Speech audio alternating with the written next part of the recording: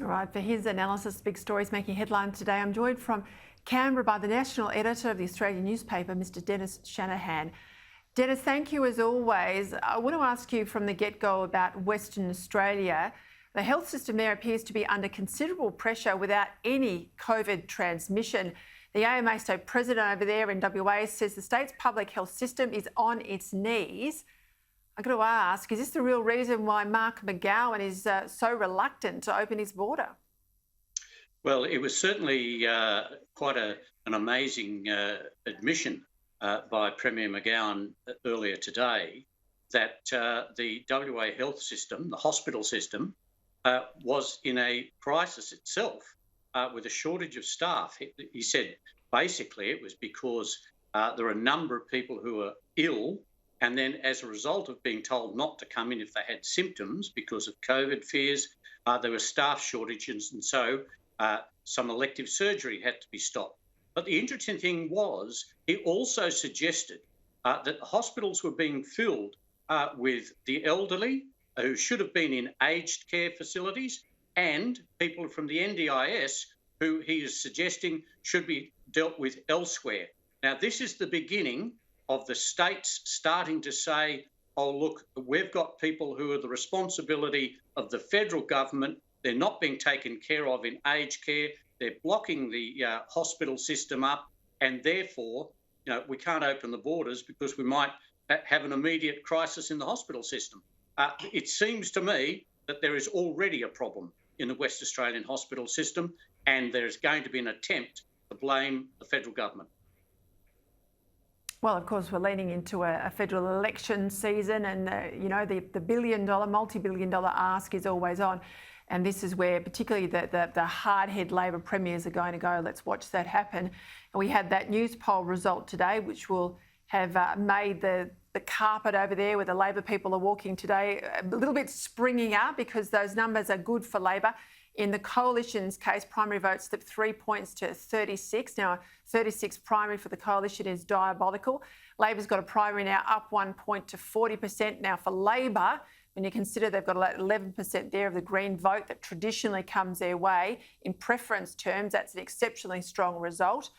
Preferred PM stakes, there's some hope for the Coalition there. Scott Morrison still the commanding lead over Anthony Albanese, 50% to Albanese's 34%. But I tell you, at this stage in the cycle, the campaigner in me wants to see the primary vote lift, not so much the individual head-to-head of the leaders. What's your read, Dennis? Well, obviously the primary vote is disastrous for the Coalition. At 36, it's well down on what it was at the election. And Labor, for the first time in 3 years, has actually got a 4 in front of its primary vote. Now, I've always said the primary vote is the most important number, and that Labor and the Coalition cannot win in their own right the federal election without a 4 in front of their primary vote. The other interesting things here are that these are trends. Since April and May, the primary vote of the Coalition has been steadily declining. The ALP vote has been steadily increasing. And there's one other bit of bad news. There is, of course, some good news for the Coalition. In an otherwise disastrous Newspoll, Scott Morrison still maintains a healthy lead over Anthony Albanese as preferred Prime Minister, which is a key element. But the big problem, I think, here for the Coalition is that the others, that is the independents without names, apart from the Greens and One Nation, have gone to the election level primary vote support of 11%. Now, this has come at the cost of the Coalition, and the danger is, as Tony Abbott warned a couple of weeks ago, that the fracture of the centre-right parties will lead to a Labor Party, a Labor-Greens alliance through the preferential system. As Tony Abbott said, people who are supporting Conservative independents, maybe Craig Kelly as a former Liberal MP, who knows? But what's happening is that those Conservative voters will support Conservative independents, and the progressive voters, Liberals, will support the people that Malcolm Turnbull is championing as independents. The core Coalition vote is being eroded from both sides. And this is a fundamental error or danger for the coalition, because federal elections are decided on preferences, and you can have a very strong primary vote, but all concentrated in safe Labor or Liberal seats, which don't help you win government.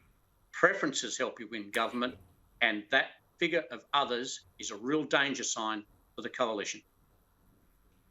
And I think we have to underscore for people at home that are watching that may not be aware so much that on the left, preference flows tend to be very disciplined. If they go to the Greens, 80-odd% come back to Labor. Not so on the right. They're very ill-disciplined. They can move around electorate by electorate, booth by booth. I've seen them swing wildly, even inside an electorate. And of course, that's where you lose out if you're not getting the preference flows back in a disciplined way. Well, that's right. You see, people who think, oh, well, I'll vote One Nation first or a Conservative independent, and then I'll give my vote back to the Liberals, or they'll expect it to come back. But don't forget that in the last election, in the seat of the Hunter, where Joel Fitzgibbon, a Labor frontbencher, almost lost the seat, first time ever Labor almost lost the seat, what was he saved by? One Nation preferences. And so that people voting One Nation actually helped save Joel Fitzgibbon from losing the Hunter for Labor. Now, this can play out in various seats and decide a close election, and the next election will be close. Absolutely will be close. Dennis Shanahan, thank you for your time. Thank you, Peter.